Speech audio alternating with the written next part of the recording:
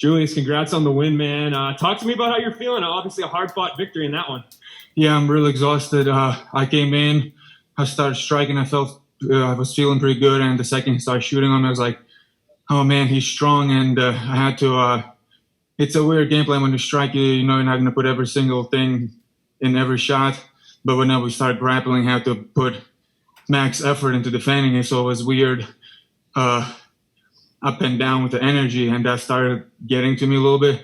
And this happened a few times. I don't know if adrenaline or no crowd or something, but I had to dig really hard at the end. And at the end, when it was third round, I would start thinking, don't think there's 5 minutes left of the fight. Just think 5 minutes of really hard workout.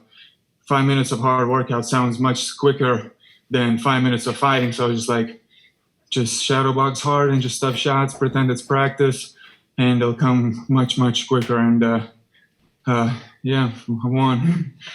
And do you think that'll be something you focus on going forward, trying to get the cardio up, or do you think it was just the pacing, the way that fight happened? I don't know. I think it's just like planets need to align in perfect order for me to feel good. Because, yeah, this happened often, and I do train a lot on my cardio.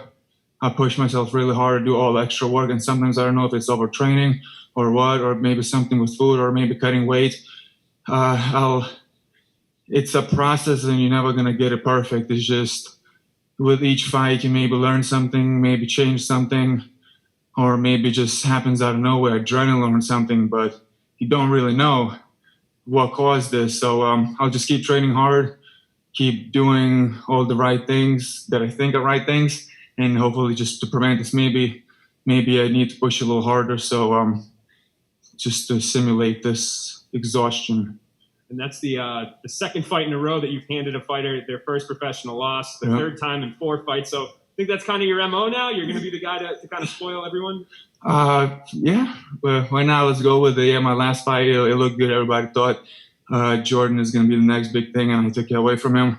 Same thing with this guy. And maybe that's what causes this exhaustion. It's like, you know, you're not going to walk through simple guys, and if they're tough, they're going to come at you. And that's what my opponent did tonight. Whenever he knew I was winning exchanges, he came at me hard with wrestling and had to defend it 100%. So it's no more easy fights. They're all hard.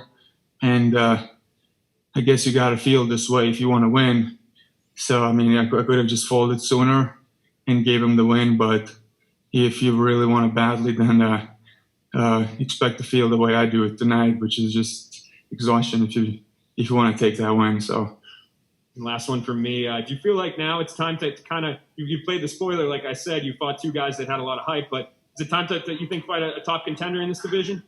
I'm not good with making decisions. I'll leave this to my coach and my managers. They see everything. They because it's weird. I'm bad at looking at things, bad at looking at my opponents and thinking what they're good at, what they're bad at. So I put trust in my coaches. If they think I'm ready for the next thing, great, I'll go for it. And my time will come. I should not rush it. And just trust process. I'm not gonna be done in a year or 2 years. I'm trying to do this for a long time, so my time will come. There is no need to rush, and just as long as you make the right little steps. Thanks, man. Thank you. Our next question will come from the line of Donna Corby. Go ahead, Donna. Hey, Julius, congratulations on the result. I wanted to ask you about when you were on the Contender Series. Of course, you won your fight. It didn't end up in a contract. I know that you wanted to be the first Lithuanian fighter in the UFC at the time. Do you feel like you've kind of been vindicated this last couple of results? Do you feel that you have now proven you should have picked me, you effed up, basically? Yeah, I mean, I kind of almost understand they had to make a statement for the Contender Series. They have to show fireworks. But if you're a tough fighter and you are matched up with someone also tough, you might not see fireworks in that fight. And that's what happened with me. I had a tough guy, and we kind of canceled each other out. And maybe there was a little bit overthinking or something, but I knew they would call me, and they called us halfway through my first Bellator fight. Yeah, I understand it's business, so they just kind of had to make a statement for that show. Oh, it must be fireworks. It does not matter if you're a good fighter. As long as there's fireworks, we'll sign you right away. if you are tough, but the fight was, we'll give you a call in a couple of weeks. And that's what happened, but I was already signed, so too bad for them. A year out of the cage, you're back in now. How difficult has this last 365 days been? Say that one more time. How difficult has the last year been for you being out of the cage for so long? Yeah. So I had a fight that I was supposed to take short notice fight in Ireland in February. This is the days, 2 days after I signed the contract, my opponent hurt his foot. Okay, no big deal. Let's move on to the next one. I had to fight in May. That's when Corona kicked in. Then right when I heard that Bellator is going to reschedule some fights in the middle of the summer, I suffered a bad rib injury. And just starting in July, I hurt my rib. My rib popped off the cartilage.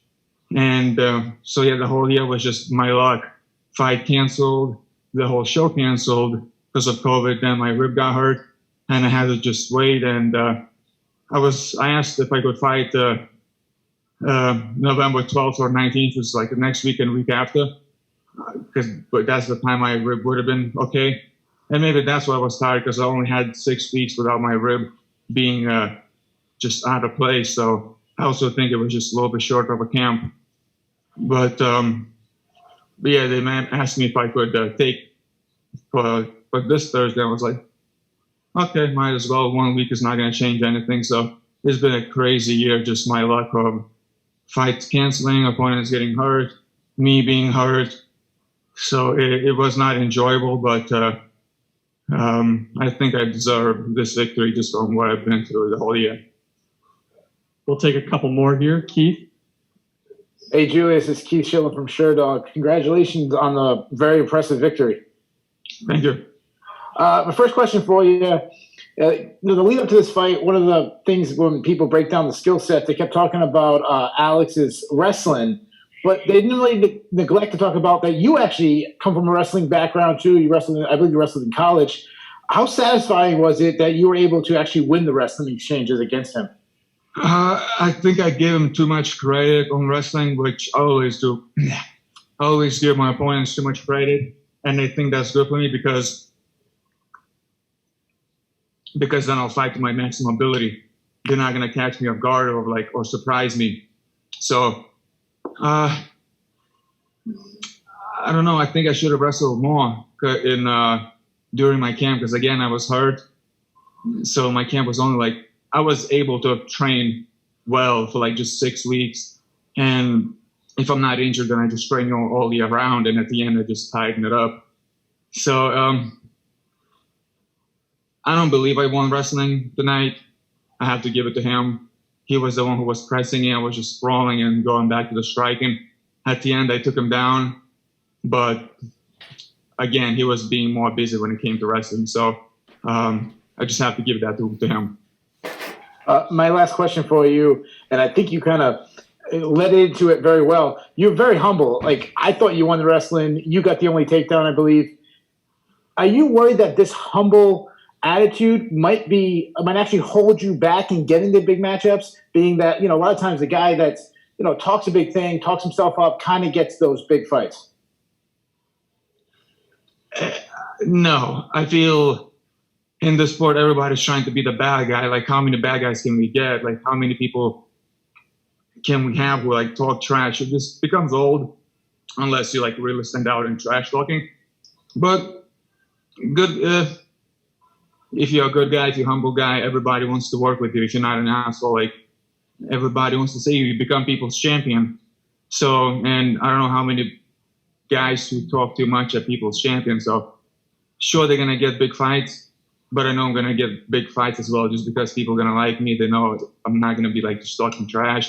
I'm going to be family friendly for everybody to watch on TV. So, and I think that what matters the most, and that's going to come better than just someone who talks trash. So I think I'm doing the right thing. Last question, Dan. Julius, congratulations. Dan Roush from Full Contact Fighter. I know he's in a different league, but Jan Blankovic, and a different country for that matter, but there's a lot of great Eastern European fighters coming out right now. What do you make of that? I think it's awesome. It opens a lot of doors. Even in Lithuania, we have some good fighters coming out, but they don't have that chance to be seen because they know overseas. So I think this opens the door, and like me having one step in the door with Bellator, and we have a girl, Julia, she's in the UFC, and like another guy in UFC. So I think finally, like us, we slowly bring in other guys in, and yes, again, people from other countries, but them being in, it gives them opportunity, because right now it used to be just people who are in the United States, they get all the recognition, but right now, finally, okay, we have the resources and we have like the, whatever it is, a social media to look at the fighters from Europe and bring them in, because they're just as good as everybody else, so why not use them? Great. Congratulations on the win, Julius. Thanks for the time. Thank you.